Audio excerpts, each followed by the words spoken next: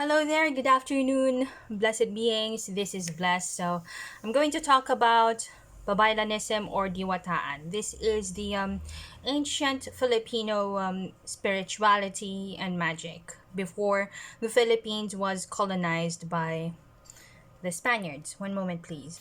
Okay, so there are different types of Philippine shamanism in varying provinces because as we all know, the Philippines is a country with that's having 7,000 plus islands. That's why in Visayas region they're called the Babaylands. In Luzon they're called the Catalona. In the mountain regions they're called the Mumbaki. In Mindanao they're called the Babaylan or the Baylan.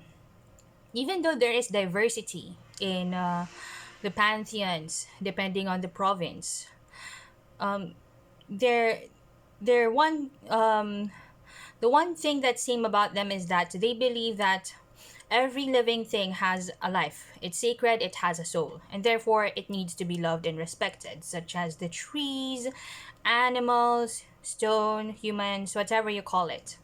Okay? And each um, provinces have their different pantheons.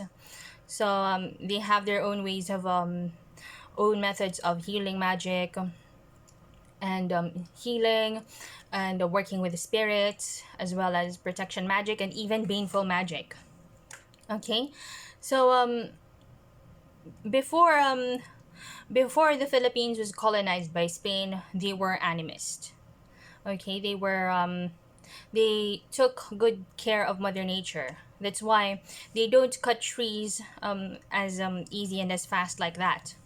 That's why, for example, whenever they need to cut trees, they make sure that it's the tree that has been cut is immediately replaced by a sapling or a young tree.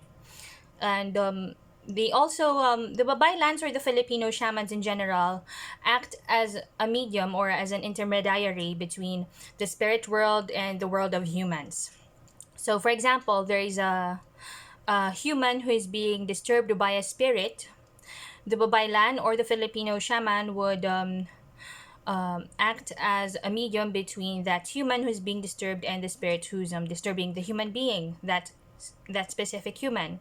So they have their own ways of appeasing the spirits.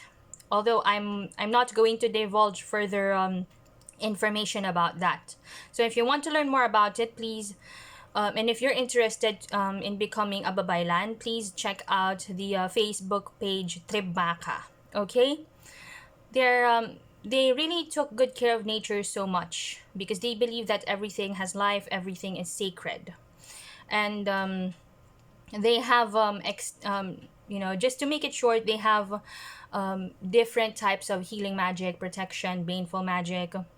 They're also known for their shamanistic practices such as batakdungan or soul retrieval. It's a healing method where they call upon the soul fragments of the person so that that person would heal.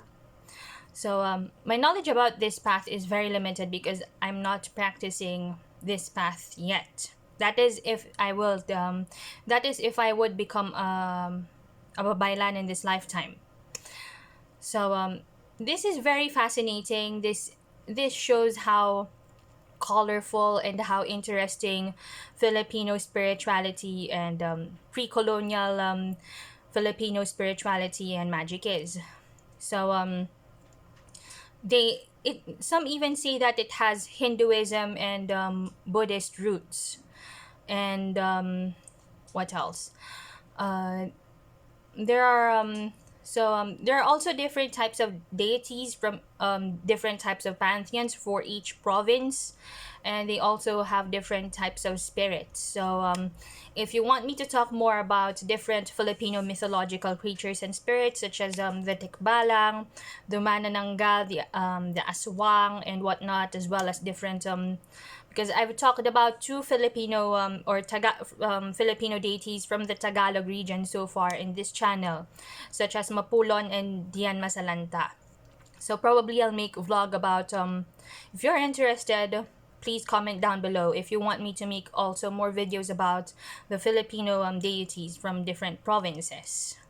Although the pantheon from the Tagalog is very much well known. So now the modern term is called Diwataan because they're the one common thing as well that they have is that they believe that Diwatas are divine beings, because Diwata means divine being, and everywhere there are divine beings. That's why we have to treat Mother Nature with love and respect. We have to be very much respectful with every living being that we encounter.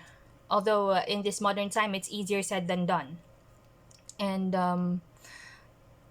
they if you know if you're interested into this path, because as um as they've told me, a lot are drawn into this path but very few are called, because this path isn't easy at all.